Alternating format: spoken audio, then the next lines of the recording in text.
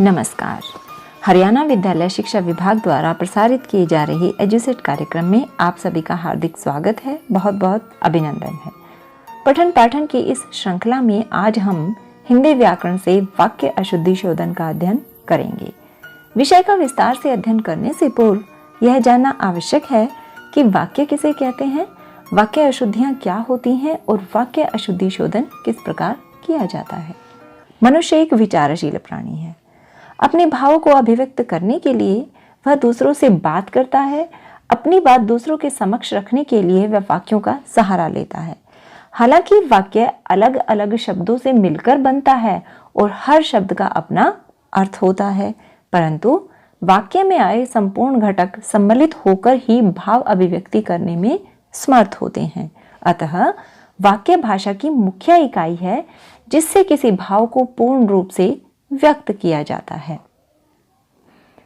वाक्य की परिभाषा है, पदों के जिस व्यवस्थित समूह से पूरी बात समझ में आ जाए या विचार प्रकट हो उसे वाक्य कहते हैं। वाक्य की एक अन्य परिभाषा देखिए, शब्दों के सार्थक समूह को वाक्य कहते हैं। वाक्य भाषा की महत्वपूर्ण इकाई है। अतएव लिखते या बोलते समय इस बात का ध्यान रखना चाहिए कि हमारे द्वारा जो कुछ भी कहा जाए वह बिल्कुल स्पष्ट, सार्थक और व्याकरण की दृष्टि से शुद्ध हो। वाक्य के विभिन्न अंग यथास्थान होने चाहिए। साथ ही विराम चिन्हों का उचित जगहों पर प्रयोग होना चाहिए। लिंग, वचन, कारक चिन्हों, समास, संधि, विशेषण का उचित स्थान पर प्रयोग अपेक्षित है। शिथिलता, जटिलता, भ्रामकता, अर्थहीनता आदि कुछ ऐसे दोष हैं जो किसी भी प्रकार से क्षम्य नहीं कहे जा सकते हैं। वाक्य अशुद्धि क्या होती है? भाषा एक व्यवस्था है और हर व्यवस्था के कुछ नियम हैं। इस प्रकार हिंदी व्याकरण में वाक्य संबंधी भी नियम है। यदि वाक्य व्याकरणिक नियमों के अनुसार नहीं होंगे तो ऐसे वाक्य अशुद्ध वाक्य कहलाएंगे।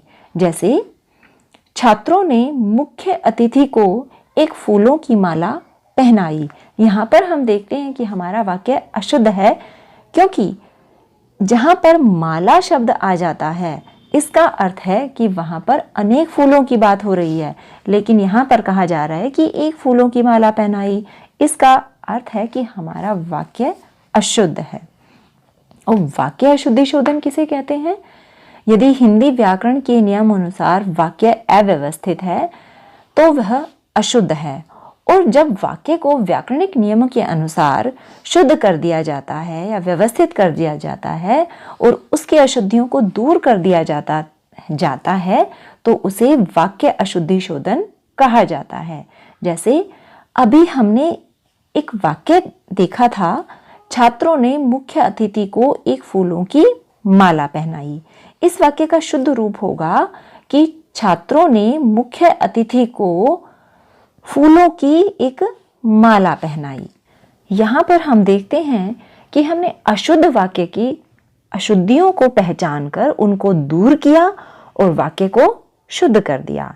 यही वाक्य अशुद्धि शोधन कहलाता है।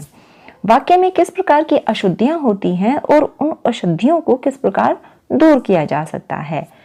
वाक्य अशुद्धि को हम विभिन्न वर्गों में विभाजित कर उनका आसानी से अध्ययन कर सकते हैं, जो इस प्रकार से हैं। पहले हैं वर्तनी संबंधी अशुद्धियां, उसके बाद शब्द अर्थ के प्रयोग संबंधी अशुद्धियां, विकारी शब्द के प्रयोग संबंधी अशुद्धियां, अविकारी शब्द के प्रयोग संबंधी अशुद्धियां, मुहावरे संबंधी अशुद्धियां, पदक्रम संबंधी अशुद्धियां, अन्वय संबंधी अशुद्धियां, कारक संबंधी अशुद्धियां, विराम चिन्ह संबंधी अशुद्धियां, पुनरावृत्ति या पुनरुक्ति संबंधी अशुद्धियां और वाच्य संबंधी अशुद्धियां। आइए सबसे पहले शुरुआत करते हैं वर्तनी संबंधी अशुद्धियों से। वर्तनी संबंधी अशुद्धियां शब्द से संबंधित अशुद्धियां होती हैं। जब वाक्य में कोई शब्द वर्तनी के अनुसार अशुद्ध लिख दिया जाता है तो वहां वाक्य में वर्तनी संबंधी अशुद्धि का समावेश हो जाता है। जिसके कारण पूरा वाक्य अशुद्ध हो जाता है। उदाहरण देखिए, जयपुर एक ऐतिहासिक नगर है। यहाँ पर ऐतिहासिक की वर्तनी अशुद्ध है। जब हम वाक्य से इस अशुद्धि को निकाल कर उसे शुद्ध कर देंगे तो हमारा वाक्य भी शुद्ध हो जाएगा और वाक्य होगा जयपुर एक ऐतिहासिक नगर है। इसके बाद में एक अन्य उदाहरण देखिए, मैं तुम्हारे उज्जवल भविष्य की कामना करता हूँ। यहाँ पर हम देखते हैं कि उज्जवल शब्द की वर्तनी अशुद्ध है। उज्जवल शब्द की वर्तनी को जब हम वाक्य में शुद्ध करके लिख देते हैं तो हमारा वाक्य भी शुद्ध हो जाएगा और वाक्य का रूप होगा मैं तुम्हारे उज्जवल भविष्य की कामना करता हूँ। इसके बाद आता है शब्द अर्थ के प्रयोग संबंधी अशुद्धियाँ। कभी कभी वाक्यों में सही शब्दों की जगह उनके ही समान लगने वाले शब्दों का प्रयोग वाक्य के अर्थ में परिवर्तन का कारण बन जाता है, जिसके कारण वाक्य का सही अर्थ ही बदल जाता है और यह वाक्य में शब्द अर्थ के प्रयोग की अशुद्धि कहलाती है। उदाहरण देखिएगा, मैं उपेक्षा करता हूं कि तुम यह काम कर लोगे। उपेक्षा का अर्थ होता है उदासीनता या अनदेखा। तो अगर हम वाक्य में उपेक्षा शब्द का प्रयोग करते हैं तो हमारे वाक्य जो है वह अशुद्ध होगा। यहाँ पर उपेक्षा के स्थान पर अपेक्षा का अगर हम प्रयोग करते हैं तो वह वाक्य को शुद्ध करता है। वाक्य का शुद्ध रूप होगा मैं अपेक्षा करता हूं कि तुम यह काम कर लोगे। अपेक्षा का अर्थ होता है आशा या उम्मीद, अर्थात मैं उम्मीद करता हूं या मैं आशा करता हूं कि तुम यह काम कर लोगे। हमारा वाक्य यहाँ पर सही अर्थ को प्रकट कर रहा है, इसलिए वाक्य का शुद्ध रूप यही होगा। एक अन्य उदाहरण देखिए, मैंने अपना गृह कार्य कर लिया है। गृह का अर्थ होता है आकाशीय पिंड, इसलिए यहाँ पर गृह शब्द का जो प्रयोग किया गया है वह वाक्य को अशुद्ध बना रहा है। वाक्य का शुद्ध रूप होगा मैंने अपना गृह कार्य कर लिया है। गृह का अर्थ होता है घर, जो यहाँ पर उपयुक्त है। इसके बाद आता है तुम हमेशा बेफिजूल की बातें करते हो। बेफिजूल का अर्थ होता है जो बेकार ना हो और फिजूल का अर्थ होता है जो बेकार हो, लेकिन यहाँ पर हम कहना चाहते हैं कि तुम हमेशा बेकार की बातें करते हो, इसलिए यहाँ पर बेफिजूल शब्द का प्रयोग ना करके फिजूल शब्द का प्रयोग किया जाना उचित होगा और वाक्य का शुद्ध रूप हो जाएगा तुम हमेशा फिजूल की बातें करते हो। इसके बाद आता है विकारी पद निर्माण संबंधी अशुद्धियां। विकारी पद ऐसे पद जिनमें लिंग वचन काल कारक के आधार पर परिवर्तन हो जाए वह विकारी पद कहलाते हैं। संज्ञा सर्वनाम विशेषण क्रिया मुख्य रूप से 4 विकारी पद होते हैं। तो आइए सबसे पहले बात करते हैं संज्ञा संबंधी अशुद्धियों की। कई बार वाक्य में अनावश्यक व अनुपयुक्त संज्ञा पदों का प्रयोग संबंधी अशुद्धियां हो जाती हैं जो वाक्य को अशुद्ध बना देती हैं। उदाहरण के लिए देखिएगा, मैं मंगलवार के दिन व्रत रखता हूं। यहाँ पर मंगलवार शब्द का प्रयोग भी किया गया है, मंगलवार पद का प्रयोग भी किया गया है और दिन का भी प्रयोग किया गया है। तो मंगलवार का अगर प्रयोग कर दिया गया है तो दिन की आवश्यकता नहीं है। तो वाक्य का शुद्ध रूप होगा मैं मंगलवार को व्रत रखता हूं। इसी प्रकार से एक अन्य उदाहरण देखिए, अब विंध्याचल पर्वत हरा भरा हो गया है। यहाँ पर विंध्याचल अपने पूर्ण अर्थ को प्रकट कर रहा है कि पर्वत के बारे में बात हो रही है, इसलिए पर्वत शब्द के प्रयोग की आवश्यकता नहीं है। यहाँ पर वाक्य का शुद्ध रूप हो जाएगा अब विंध्याचल हरा भरा हो गया है। एक अन्य उदाहरण देखिए, वह आंख से काना है। ये सभी को पता है कि काना तो आंख से ही होता है, अगर हम देख नहीं पाते तो उसका कारण आंख ही होती है। तो यहाँ पर वाक्य का शुद्ध रूप होगा वह काना है। अब अन्य उदाहरण देखिएगा जिसमें अनुपयुक्त संज्ञा पदों के प्रयोग संबंधी अशुद्धियां हमें देखने को मिलेंगी। जैसे आपके प्रश्न का समाधान मेरे पास नहीं है। अब आप ये देखिए कि प्रश्न का समाधान नहीं होता, समाधान तो समस्या का होता है, प्रश्न का उत्तर होता है। इसलिए वाक्य का शुद्ध रूप होगा आपके प्रश्न का उत्तर मेरे पास नहीं है। इसी तरह से एक अन्य उदाहरण, रेडियो की खोज किसने की। अब खोज तो उसकी होती है जो पहले से ही इस संसार में इस सृष्टि में है, जो चीज इस संसार में नहीं है उसकी खोज नहीं होती, उसका आविष्कार होता है। तो रेडियो जो पहले से इस दुनिया में नहीं था, जब उसका निर्माण किया गया तो उसकी खोज नहीं हुई, उसका आविष्कार हुआ। इसलिए वाक्य का शुद्ध रूप होगा रेडियो का आविष्कार किसने किया। इसके बाद आती हैं सर्वनाम संबंधी अशुद्धियां। संज्ञा के स्थान पर प्रयुक्त होने वाले शब्द सर्वनाम कहलाते हैं। कभी कभी सर्वनाम का अशुद्ध रूप तथा अनुपयुक्त स्थान पर प्रयोग वाक्य अशुद्धि का कारण बन जाता है। जब वाक्य से इन अशुद्धियों को दूर कर दिया जाता है तो वाक्य शुद्ध हो जाता है। उदाहरण देखिए, मेरे को कुछ याद नहीं आ रहा। यहाँ पर हम देखते हैं कि मेरे को जो सर्वनाम पदों का प्रयोग किया गया है वह अशुद्ध है। इसका शुद्ध रूप होगा मुझे कुछ याद नहीं आ रहा है। एक अन्य उदाहरण, तेरी को क्या चाहिए। यहाँ पर भी उसी प्रकार की अशुद्धि है, जिसका शुद्ध रूप होगा तुझे क्या चाहिए। इसके बाद एक और उदाहरण देखिए कि दूध में कौन गिर गया। अब कौन कोई व्यक्ति थोड़ी है जो गिर गया, दूध में तो कोई चीज ही गिरी होगी।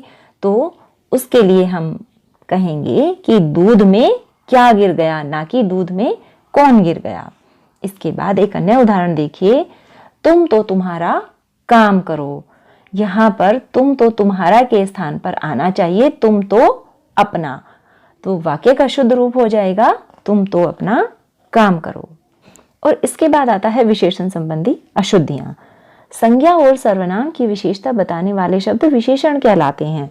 विशेषण का प्रयोग विशेष्य के लिंग और वचन के अनुसार किया जाता है। वाक्य में कई बार अनावश्यक, अनियमित व अनुपयुक्त विशेषण के प्रयोग हो जाते हैं जो वाक्य को अशुद्ध कर देते हैं। इस प्रकार की अशुद्धियों को वाक्य में ढूंढकर उन्हें ठीक कर देने से, उन्हें शुद्ध करने से वाक्य शुद्ध हो जाता है। उदाहरण देखिएगा, यह सबसे सुंदरतम साड़ी है। सुंदरतम का अर्थ होता है जो सबसे सुंदर हो। तो जो सबसे पद का प्रयोग किया गया है उसने वाक्य को अशुद्ध कर दिया है। वाक्य का शुद्ध रूप होगा यह सुंदरतम साड़ी है। एक अन्य उदाहरण देखिए, उनकी आजकल दयनीय दुर्दशा है। दयनीय का अर्थ होता है जिनकी दशा ठीक न हो, जिन पर दया की जा सके, और जिन पर दया करनी है उनकी दशा अच्छी नहीं होती, उनकी दुर्दशा ही होती है। तो दुर्दशा शब्द का प्रयोग यहाँ पर वाक्य को अशुद्ध कर रहा है। इसलिए यहाँ पर वाक्य का शुद्ध रूप होगा उनकी आजकल दयनीय दशा है। अगला उदाहरण देखिएगा, यह डाल महीन है। महीन का अर्थ होता है बारीक। डाल बारीक नहीं होती, डाल मोटी या पतली होती है। तो यहाँ पर वाक्य का शुद्ध रूप होगा यह डाल पतली है। इसके बाद क्रिया संबंधी अशुद्धियां। जहां पर किसी काम का करना या होना पाया जाए उसे क्रिया कहते हैं। वाक्य में क्रिया का प्रयोग कर्ता के लिंग एवं वचन के अनुसार किया जाता है। उदाहरण देखिएगा, राम और सीता वन को गई। यहाँ पर हम देखते हैं कि राम और सीता दो हैं, इसलिए बहुवचन है, तो क्रिया भी बहुवचन में ही आनी चाहिए। लेकिन इस वाक्य में हम देखते हैं कि क्रिया एक वचन में है, जिसके कारण हमारा वाक्य अशुद्ध हो गया है। वाक्य का शुद्ध रूप होगा राम और सीता वन को गए। एक अन्य उदाहरण देखिए, राम या सीता वन को गए। अब यहाँ पर भी हम देखते हैं कि राम या सीता एक के बारे में बात हो रही है, तो इसलिए एक वचन है, और जब एक वचन होगा तो क्रिया भी एक वचन की ही होगी। इसलिए गए शब्द के प्रयोग ने वाक्य को अशुद्ध कर दिया है। वाक्य का शुद्ध रूप होगा राम या सीता वन को गई। एक अन्य उदाहरण देखिए, मैं माता जी को खाना डालकर आई। खाना डाला नहीं जाता, खाना परोसा जाता है। इसलिए यहाँ पर डालकर क्रियापद का प्रयोग अशुद्ध हो गया है, जिसके कारण पूरा वाक्य अशुद्ध हो गया है। इसका शुद्ध रूप होगा मैं माता जी को खाना परोस कर आई। एक अन्य उदाहरण देखिए, खबर सुनकर मैं विस्मय हो गया। विस्मय क्रियापद का प्रयोग अनुचित है। वाक्य का शुद्ध रूप होगा खबर सुनकर मैं विस्मित हो गया। इसके बाद अनावश्यक क्रियापदों के कारण भी कई बार वाक्य अशुद्ध हो जाते हैं। उदाहरण देखिएगा, वह सिलाई और अंग्रेजी पढ़ती है। यहाँ पर अंग्रेजी के साथ तो क्रिया का प्रयोग कर दिया गया है, लेकिन सिलाई के साथ क्रिया का प्रयोग नहीं किया गया, जो कि आवश्यक है। तो वाक्य का शुद्ध रूप होगा, वह सिलाई सीखती है और अंग्रेजी पढ़ती है। हिंदी में कुछ विशेष संज्ञाओं के साथ विशेष क्रियाओं का ही प्रयोग होता है, जैसे दान करना और प्रतीक्षा करना। अगर हम कहें कि मोहन कब से तुम्हारी प्रतीक्षा देख रहा है, तो वाक्य अशुद्ध होगा। वाक्य का शुद्ध रूप होगा, मोहन कब से तुम्हारी प्रतीक्षा कर रहा है। इसके बाद आता है अविकारी पद निर्माण संबंधी अशुद्धियां। जिन पदों में लिंग, वचन, काल, कारक आदि के आधार पर परिवर्तन नहीं होता है, वे अविकारी पद कहलाते हैं। बहुत बार अविकारी पदों के अनुचित या अनावश्यक प्रयोग के कारण वाक्य में अशुद्धि का समावेश हो जाता है। सबसे पहले हम बात करते हैं क्रिया विशेषण संबंधी अशुद्धियों की, कि वाक्य में बहुत बार क्रिया विशेषण संबंधी अशुद्धियां हो जाती हैं। वाक्य से इन अशुद्धियों को ढूंढकर वाक्य को शुद्ध किया जा सकता है। उदाहरण देखिएगा, राम दिनों दिन मेहनत करता है। यहाँ पर दिनों दिन क्रिया विशेषण का अशुद्ध प्रयोग किया गया है। यहाँ पर वाक्य का शुद्ध रूप होगा, राम रात दिन मेहनत करता है। एक अन्य उदाहरण देखिए, जैसा बोओगे उसी तरह काटोगे। यहाँ पर भी क्रिया विशेषण संबंधी अशुद्धि है। इस अशुद्धि को दूर करके वाक्य का शुद्ध रूप होगा, जैसा बोओगे वैसा काटोगे। इसके बाद निपात संबंधी अशुद्धियां। किसी भी बात पर अतिरिक्त बल देने के लिए जिन शब्दों का प्रयोग किया जाता है, उन्हें निपात कहते हैं। एक उदाहरण देखिएगा निपात का, भरत ने तुम्हें तक ही बुलाया है। यहाँ पर हम देखते हैं कि तक और ही दो निपात शब्दों का प्रयोग किया गया है, जो वाक्य अशुद्धि का कारण बन रहा है। यहाँ पर वाक्य का शुद्ध रूप होगा, भरत ने तुम्हें ही बुलाया है। इसके बाद समुच्चय बोधक संबंधी अशुद्धियां। दो वाक्यांश को मिलाने वाले अव्यय समुच्चय बोधक कहलाते हैं। बहुत बार ऐसा होता है कि हम अनुचित समुच्चय बोधक शब्द का प्रयोग कर वाक्य को अशुद्ध कर देते हैं। देखिएगा इसका उदाहरण, मैं बीमार था क्योंकि तुम्हारे घर ना आ सका। अब आप ये देखिए कि यहाँ पर क्योंकि का प्रयोग कर वाक्य अशुद्ध हो गया है। वाक्य का शुद्ध रूप होगा, मैं बीमार था इसलिए तुम्हारे घर न आ सका। इसके बाद आती हैं मुहावरे संबंधी अशुद्धियां। मुहावरे भाषा की सौंदर्य में वृद्धि करते हैं, इसलिए समय समय पर भाषा को सुंदर बनाने के लिए मुहावरों का प्रयोग किया जाता है। लेकिन बहुत बार अनजाने में ही मुहावरे में अशुद्धि हो जाती है, जो कि वाक्य अशुद्धि का कारण बन जाता है। मुहावरे संबंधी अशुद्धियों को पहचान कर उसे शुद्ध करके मुहावरे संबंधी अशुद्धि को ठीक किया जा सकता है। उदाहरण देखिएगा, गांधी जी को भला बुरा कहना चंद्रमा पर थूकने के समान है। यहाँ पर मुहावरे का प्रयोग किया गया है चंद्रमा पर थूकना, लेकिन जो मुहावरा शुद्ध है वह है चांद पर थूकना। तो वाक्य का शुद्ध रूप हो जाएगा कि गांधी जी को भला बुरा कहना तो चांद पर थूकने के समान है। इसी तरह से एक अन्य उदाहरण देखिएगा, उसकी अकल चक्कर खा गई। जबकि यहाँ पर वाक्य में जिस मुहावरे का प्रयोग किया गया है वह है अकल चकराना। तो यहाँ पर वाक्य का शुद्ध रूप होगा, उसकी अकल चकरा गई, ना कि उसकी अकल चक्कर खा गई। एक अन्य उदाहरण देखिए, युग की मांग का यह बीड़ा कौन चबाता है। उदाहरण में हम देखते हैं कि बीड़ा को चबाना कहा गया है, जबकि जो मुहावरा है उसके अंदर क्या होता है कि बीड़ा उठाना। तो यहाँ पर वाक्य का शुद्ध रूप होगा, युग की मांग का यह बीड़ा कौन उठाता है। अब आती हैं अन्वय संबंधी अशुद्धियां। अन्वय से तात्पर्य है मेल या अनुरूपता।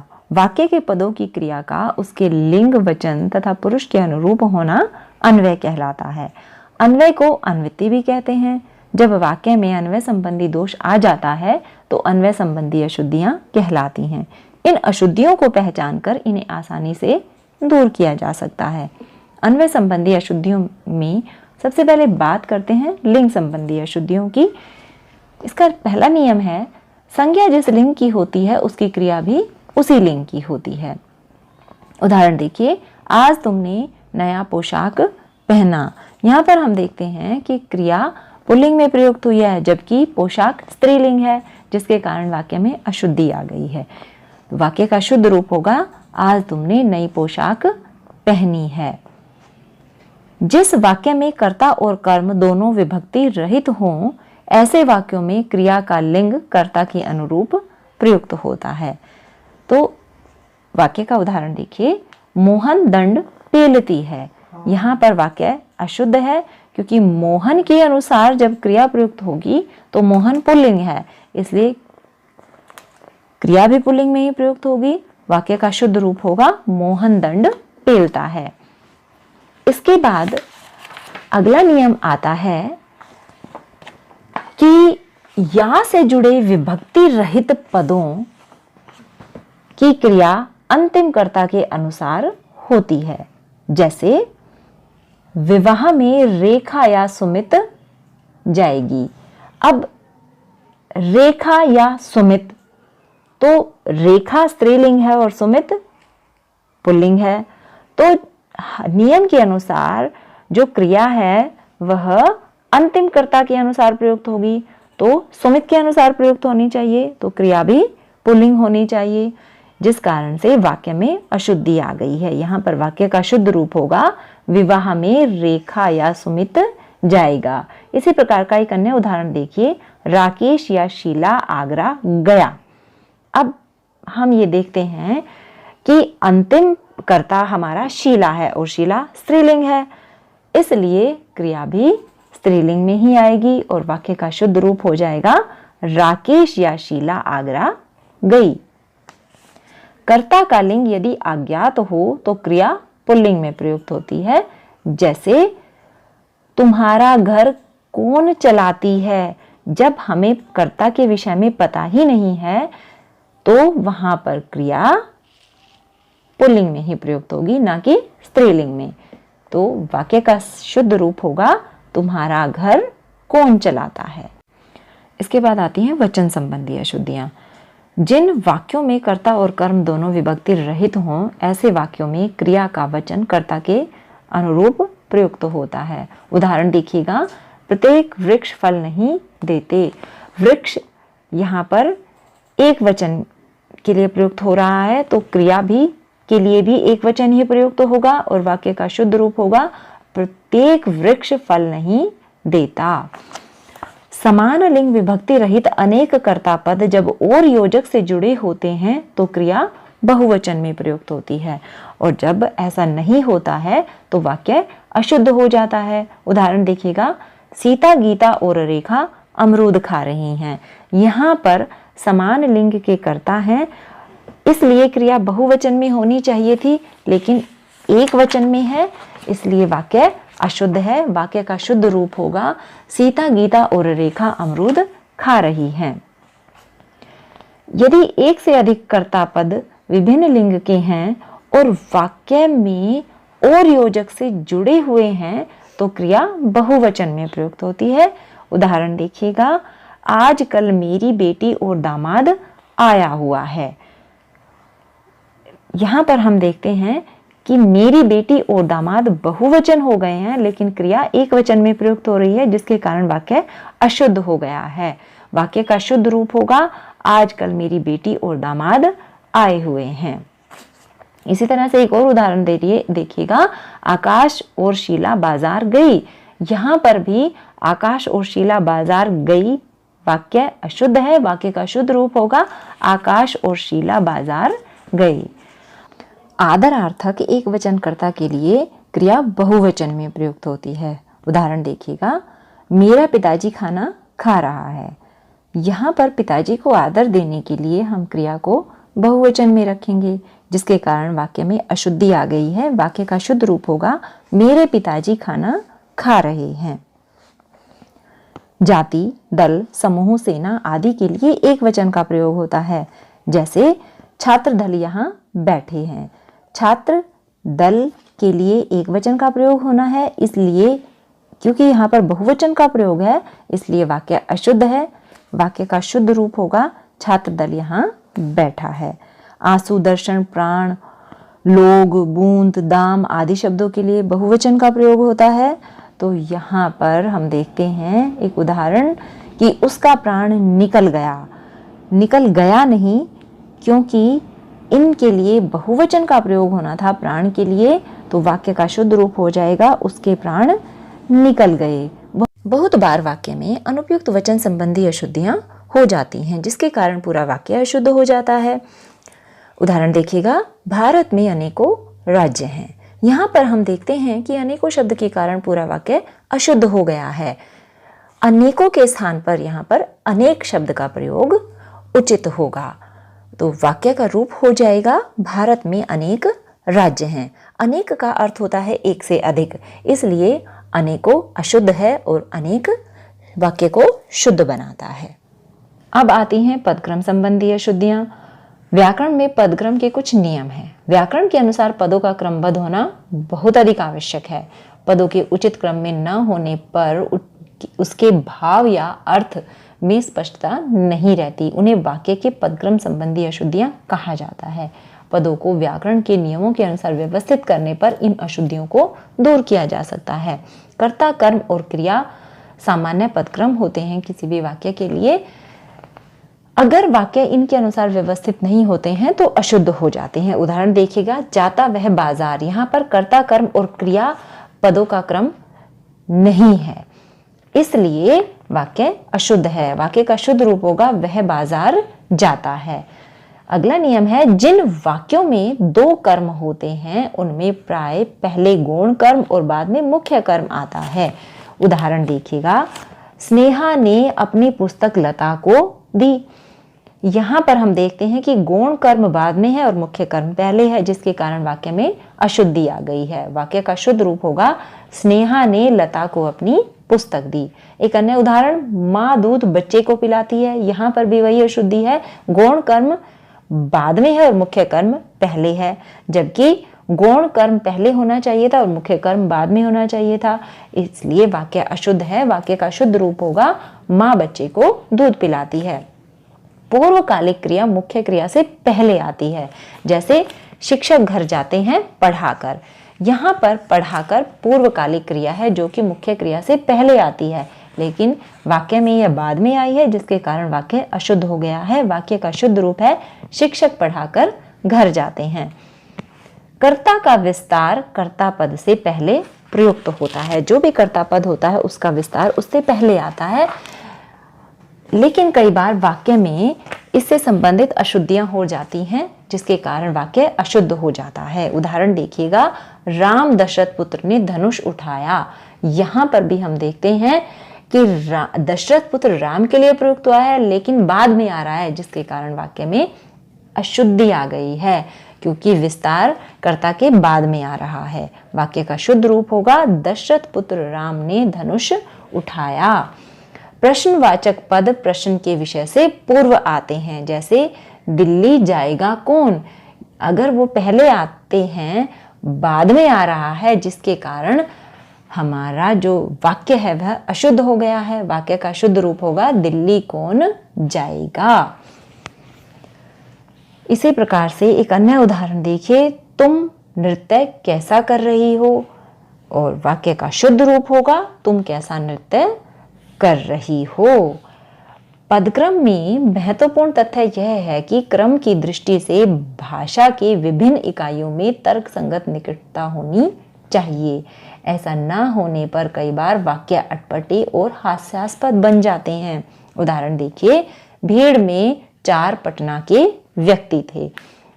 अब पटना तो एक ही है, 4 तो नहीं हो सकते, लेकिन वाक्य के अनुसार 4 पटना के व्यक्ति थे, तो वाक्य अशुद्ध है। वाक्य का शुद्ध रूप होगा भीड़ में पटना के 4 व्यक्ति थे। इसी तरह से एक अन्य उदाहरण, मैं गर्म भैंस का दूध पीना चाहता हूँ। गर्म भैंस तो गर्म नहीं होती है, दूध गर्म होता है, इसलिए वाक्य अशुद्ध है। वाक्य का शुद्ध रूप होगा मैं भैंस का गर्म दूध पीना चाहता हूँ। और अब आती हैं कारक संबंधी अशुद्धियां। संज्ञा या सर्वनाम की क्रिया के साथ भूमिका निश्चित करने वाले कारक कहलाते हैं। बहुत बार वाक्य में कारक संबंधी अशुद्धियां हो जाती हैं। वाक्य से इन अशुद्धियों को पहचानकर आसानी से दूर किया जा सकता है। वाक्य में कारक चिन्हों के प्रयोग न करने के कारण अशुद्धि का समावेश हो जाता है। उदाहरण देखिएगा, दधीची अस्थिदान किया था। यहाँ पर ने पर सर्ग का प्रयोग न होने के कारण वाक्य अपने पूर्ण अर्थ को प्रकट नहीं कर पा रहा है, क्योंकि वाक्य अशुद्ध है। जब हम वाक्य की अशुद्धि को दूर कर वाक्य को शुद्ध करते हैं तो वाक्य का शुद्ध रूप होगा, दधीची ने अस्थिदान किया था। पर सर्ग के प्रयोग के बाद वाक्य अपना पूर्ण अर्थ प्रकट कर रहा है। इसी तरह से कर्ता और कर्म को छोड़कर शेष कारक प्राय कर्ता और कर्म के मध्य स्थित होते हैं, वह भी उल्टे क्रम में, कि जो अन्य कारक होते हैं वह कर्ता और कर्म के मध्य में स्थित होते हैं, लेकिन वो भी उल्टे क्रम में स्थित होते हैं। जैसे पहले अपादान कारक आएगा, फिर संप्रदान कारक आएगा, फिर करण कारक आएगा और फिर कर्म कारक आएगा। आइए विभिन्न उदाहरणों के माध्यम से इसे समझने का प्रयास करते हैं। पहला उदाहरण देखिएगा, किसान खेत जोत रहा है बैलों द्वारा। इस वाक्य में हम देखते हैं कि करण कारक कर्ता और कर्म के बीच में ना होकर वाक्य के अंत में स्थित है। ऐसी स्थिति में यह वाक्य को अशुद्ध कर रहा है, वाक्य अशुद्धि का कारण बन रहा है। यदि हम वाक्य को शुद्ध करके लिखते हैं तो वाक्य का रूप होगा, किसान बैलों द्वारा खेत जोत रहे हैं। एक अन्य उदाहरण देखिए, माँ भोजन बनाती है अपने पुत्रों के लिए। यहाँ पर भी हम देखते हैं कि संप्रदान कारक कर्ता और कर्म के बीच में ना होकर अंत में है, इसलिए वाक्य अशुद्धि का कारण बन रहा है। यहाँ पर वाक्य का शुद्ध रूप होगा, माँ अपने पुत्रों के लिए भोजन बनाती है। इसी प्रकार से एक अन्य उदाहरण, विद्यालय से निकलकर सोहन घर पहुंचा।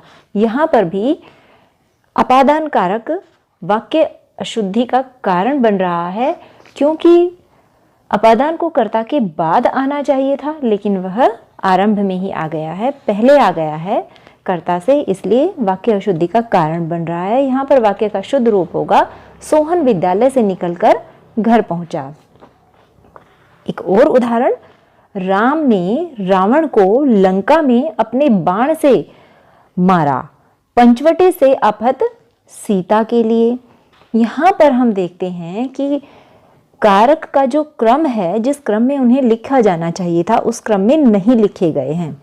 अगर हम इनको सही क्रम में लिखते हैं, जैसा कि पहले बताया गया था कि कर्ता और कर्म के बीच में सभी कारक स्थित होते हैं और वह भी उल्टे क्रम में स्थित होते हैं, और यदि हम उनको सही क्रम में लिखते हैं तो हमारा वाक्य का रूप होगा, राम ने लंका में पंचवटी से अपहत सीता के लिए अपने बाण से रावण को मारा। संबोधन कारक को प्राय पहले लिखा जाता है। उदाहरण देखिएगा, तुम इतनी जल्दी आ गए, अरे मोहन। यहाँ पर हम देखते हैं कि संबोधन कारक को पहले न लिखकर अंत में लिखा गया है, जिसके कारण वाक्य अशुद्ध हो गया है। वाक्य का शुद्ध रूप होगा, अरे मोहन तुम इतनी जल्दी आ गए। इसके बाद आती हैं पुनरावृत्ति अशुद्धियां या पुनरुक्ति दोष। एक ही वाक्य में जब एक ही अर्थ भाव को प्रकट करने वाले दो शब्दों का प्रयोग कर दिया जाता है तो वाक्य अशुद्ध हो जाता है। उदाहरण देखिएगा, वह बहुत जल्दी वापस लौट आया। यहाँ पर वापस भी और लौट भी दो ऐसे शब्दों का प्रयोग कर दिया गया है जिसके कारण वाक्य अशुद्ध हो रहा है। यहाँ पर वाक्य का शुद्ध रूप होगा, वह बहुत जल्दी लौट आया। एक अन्य उदाहरण देखिए, जयपुर में कई दर्शनीय स्थल देखने योग्य हैं। दर्शनीय स्थल भी हैं और देखने योग्य भी हैं। दर्शनीय और देखने योग्य एक ही बात होती है, इसलिए वाक्य अशुद्ध हो गया है। यहाँ से अगर हम इस अशुद्धि को दूर करते हैं तो वाक्य का शुद्ध रूप होगा, जयपुर में कई दर्शनीय स्थल हैं। एक अन्य उदाहरण देखिए, कृपया आप मेरे घर आने की कृपा करें। यहाँ पर कृपा भी और कृपया भी, इसीलिए एक ही प्रकार के शब्दों का दो बार प्रयोग हो रहा है, जिसके कारण वाक्य अशुद्ध हो रहा है। यहाँ पर वाक्य का शुद्ध रूप होगा, आप मेरे घर आने की कृपा करें। एक अन्य उदाहरण देखिए, प्रधानमंत्री जनता के हितकर कल्याण के लिए कार्य कर रहे हैं। जनता के हितकर भी और कल्याण भी, तो इसलिए यह वाक्य भी अशुद्ध है। वाक्य का शुद्ध रूप होगा प्रधानमंत्री जनता के कल्याण के लिए कार्य कर रहे हैं। इसके बाद आती हैं विराम चिन्ह संबंधी अशुद्धियां। कभी कभी वाक्य में विराम चिन्ह संबंधी अशुद्धियां भी हो जाती हैं, जिसके कारण वाक्य को समझने में बहुत अधिक कठिनाई होती है। ये वाक्य की विराम चिन्ह संबंधी अशुद्धियां कहलाती हैं। उदाहरण देखिएगा, गुरुदेव यह तो सरासर अन्याय है, लेकिन क्योंकि यहाँ पर विराम चिन्हों का सही जगह पर प्रयोग नहीं किया गया है, जिसके कारण वाक्य अशुद्ध हो रहा है। अगर हम विराम चिन्हों को सही जगह पर लगा देते हैं तो वाक्य शुद्ध हो जाता है। गुरुदेव यह तो सरासर अन्याय है। एक अन्य उदाहरण देखिए, यह काव्य संग्रह जिसे मैंने लिखा है वह छप रहा है। यहाँ पर भी विराम चिन्ह संबंधी अशुद्धियां हैं। हम इन अशुद्धियों को दूर कर देते हैं तो वाक्य शुद्ध हो जाएगा। वाक्य का स्वरूप होगा, वह काव्य संग्रह जिसे मैंने लिखा है वह छप रहा है। अब स्थानीय बोलियों के प्रयोग से भी वाक्य अशुद्ध हो जाते हैं। जैसे वह खाना खावेगा, वह खाना खावेगा कोई शब्द नहीं होता है, कोई खावेगा जिसका हम वाक्य में प्रयोग करें तो वाक्य का शुद्ध रूप होगा वह खाना खाएगा। एक अन्य उदाहरण देखिए, उसने जैसी करी है मैं नहीं कर सकता। अब यहाँ पर भी हम देखते हैं कि वाक्य शुद्ध नहीं है। यहाँ पर वाक्य का शुद्ध रूप होगा, उसने जैसा किया है मैं नहीं कर सकता। इसके बाद आती है वाच्य संबंधी अशुद्धियां। जब वाक्य में वाच्य संबंधी अशुद्धियां आ जाती हैं तो वाक्य अशुद्धि का कारण बन जाता है। ऐसी अशुद्धियों को पहचान कर उन्हें आसानी से दूर किया जा सकता है। उदाहरण देखिएगा, ऐसे सोए नहीं जाते। यहाँ पर वाक्य में वाच्य संबंधी अशुद्धि है। जब इसको हम दूर कर देते हैं तो वाक्य का शुद्ध रूप होगा ऐसे सोया नहीं जाता। एक अन्य उदाहरण देखिए, पीटर के द्वारा पेंसिल तोड़ दी गई। यहाँ पर भी वाच्य संबंधी अशुद्धि है। वाच्य संबंधी हम अशुद्धि को जब हम दूर कर देते हैं तो वाक्य का शुद्ध रूप होगा पीटर से पेंसिल टूट गई।